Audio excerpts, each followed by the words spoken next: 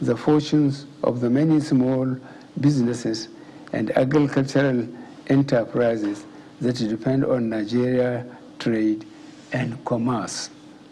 The message to our West African neighbors is that Nigeria is once again fully open for those willing to conduct business in a fair and equitable way. Well, that was part of the speech of the president on the 1st of October as Nigeria celebrated 61 years of independence.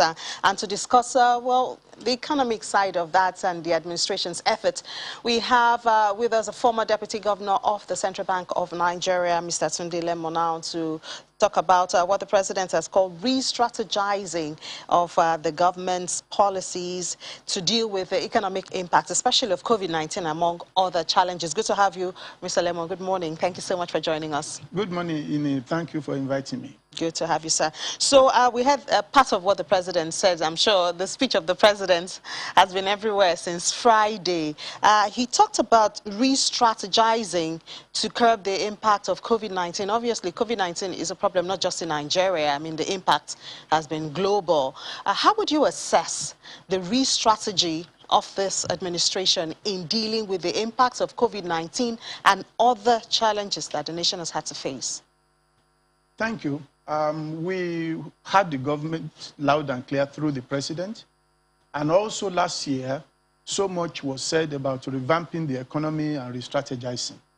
Unfortunately, while government is seen to have tried its best, particularly given the circumstances in which they find themselves, we do not have enough fiscal space. If you combine everything that they did, central bank intervention, the fiscal authorities intervention, all of that, when you sum it up, is less than half of what should have been done. Our comparators in West Africa, in Africa, probably did so much more.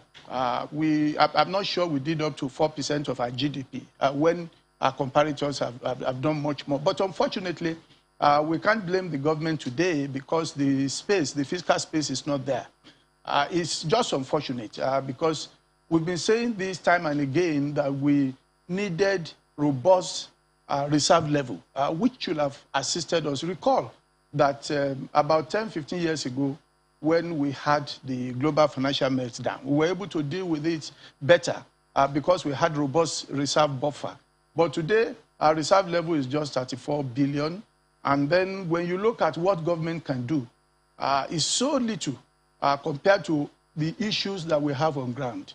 And that is the situation in which we find ourselves. But there has to be a way out. There has to be a way out of this seemingly tight corner that the country is in. Well, the way out today is for us to first and foremost block the leakages. Unfortunately, since the return to democracy, we have been ramping up spending on governance, you know, so much now that when government releases budget, only 30% of it goes into capital expenditure at the best. I mean, that is what is budgeted. The real expenditure usually is below 20. And the rest goes into salaries, overhead, and so on and so forth. This is the situation we find ourselves. We need to go back and begin to think how we can reverse the trend so that we can free up money. Besides that, we have humongous debt capital in Nigeria, which is estimated at around 900 billion US dollars, about twice the size of our GDP. We should begin to see how we sell assets, reduce our debt stock, and then free up money to be able to do this. Waiting until we have enough money will not help matters. Our infrastructure is in decay. It's very, very seriously impacted negatively. Look at textile industry, for instance. When we had independence, the first 10 years, the Chinese and the Indians came here and set up textile companies. At the peak, we had over 170 textile companies. But today, all of them are folded up. Only 6 or 7 are in operation, albeit marginally. The reason is because the infrastructure in those climes, China and India, is much better than what we have now. So we need to free up resources beyond what government can do and then harvest all of this and put aggressively into revamping our infrastructure and also freeing up resources to create employment. But unemployment rate is pretty isn't high. that why the government is taking, when we talk of the loans are basically to, you know, revamp the infrastructure, to make employment and access to businesses, ease of doing business easier. Isn't that what most of that is for? Our loan stock is very high now. Currently, we have 34 billion US dollars. And when you add credit by central bank to the federal government as well as AMCON, we are actually talking about 54 billion US dollars. This is pretty high. This is about 5% of our GDP, and is really, really very high. A lot of people say that it's not high because of what our peers are doing. And then our limits too, the debt limits. Our credit, we busted our credit limit, and taking more credit would actually hurt our economy. And then besides, ability to repay is becoming a big question mark. Today we spend, the federal government spend 97% of revenue servicing debt. Loans. And if we're not careful, it's a slippery slope to bankruptcy, which is why I counsel that we should aggressively look at how we can reduce the debt burden by selling debt or non-core assets. But I mean, a lot of people, because we've talked about the issue of the debt stock in Nigeria a couple of times, and some analysts have the perception that it's not about how high the figure is, the debts is, but what is actually being used for. If it's, for instance, being used for infrastructure, then the spillover effect is going to make even payments easier. That sounds easy theoretically. Let's take the case of railway, for instance. We went to China, we borrowed money, we fixed Lagos Ibadan. But is that going to repay the loan? I doubt it very much, because I have friends who have been taking the trains.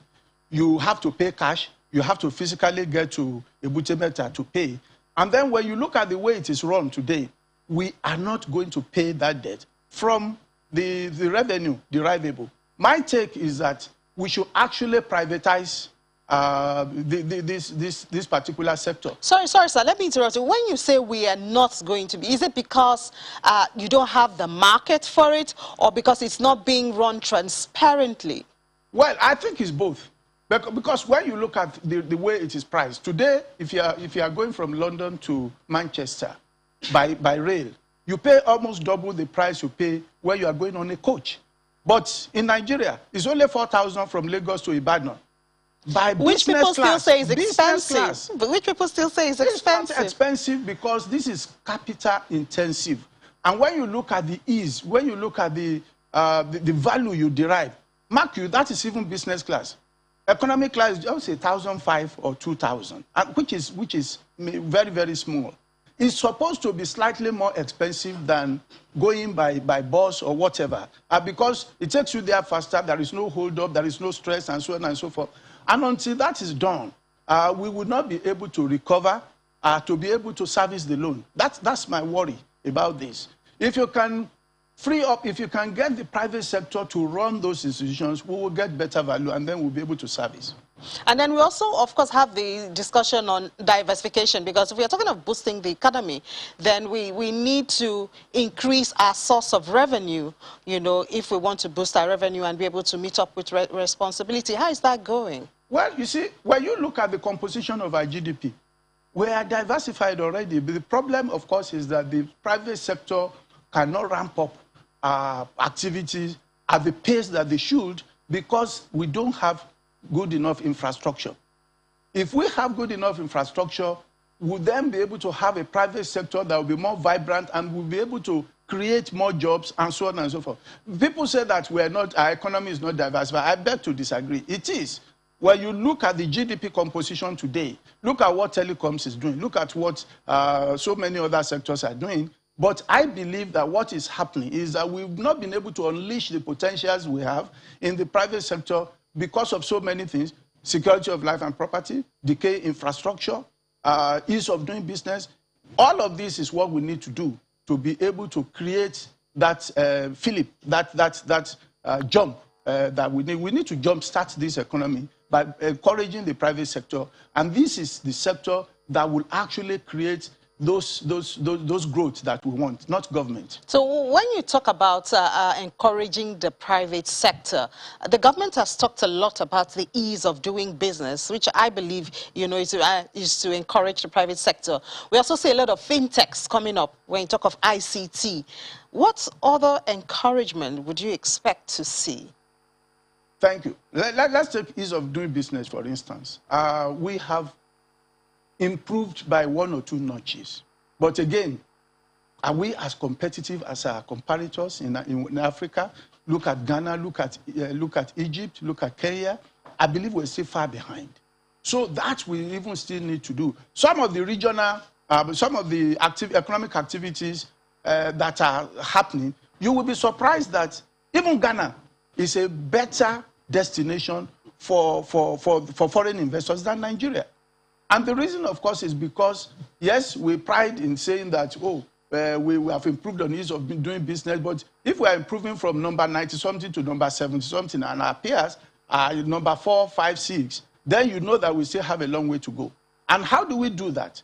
First and foremost, we need to ensure that the private sector, the public sector units and agencies that are involved actually become much more efficient. Let's look at the best 3 countries in Africa and give ourselves targets.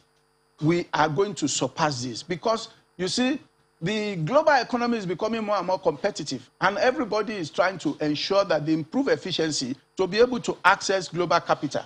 And so, apart from that, government needs to work more on security of lives and property. Unfortunately, we've had this so rough in the past two years.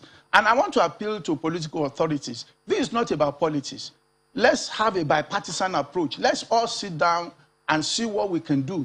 Government, non-government actors, private sector, and let's sit down and see how we can get all these problems behind us. Today, the entire Middle Belt is becoming problematic, and this is the belt that produces food. No wonder we have food inflation that is around 21%. And how will this be that we don't have a stable macroeconomic environment, and we are hoping that we'll be able to do this? We must do that. All the things underpinning stable macroeconomic environment, which is monetary stability, responsible fiscal financing, and so on and so forth, are the areas we need to work upon so that we can be able to create the necessary environment. All right, Mr. Lemo, just before we let you go, the inflationary figures have tapered in like 3 months now. That should be a plus. Has that had any impact?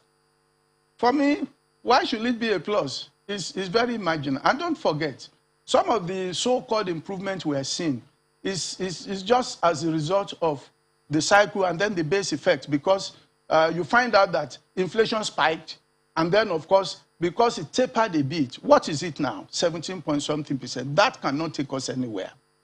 You see, just yesterday, we were reading a report about Germany. They are worried that for the past 29 years, inflation number went up to 4.1%. Can you imagine? And that is causing worry.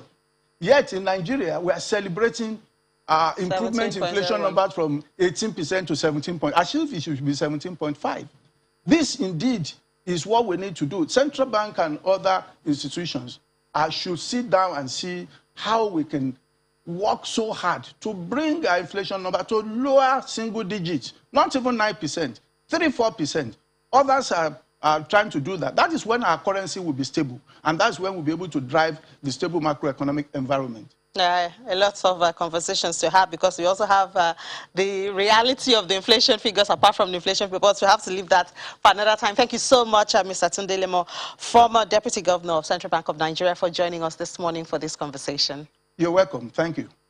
So we'll take a break now. After the break, we'll continue this conversation, and we'll look at the digital transformation of the Nigerian Exchange Group, especially as the country celebrates 61 years of independence. Join us. It's Business Morning on Channels Television.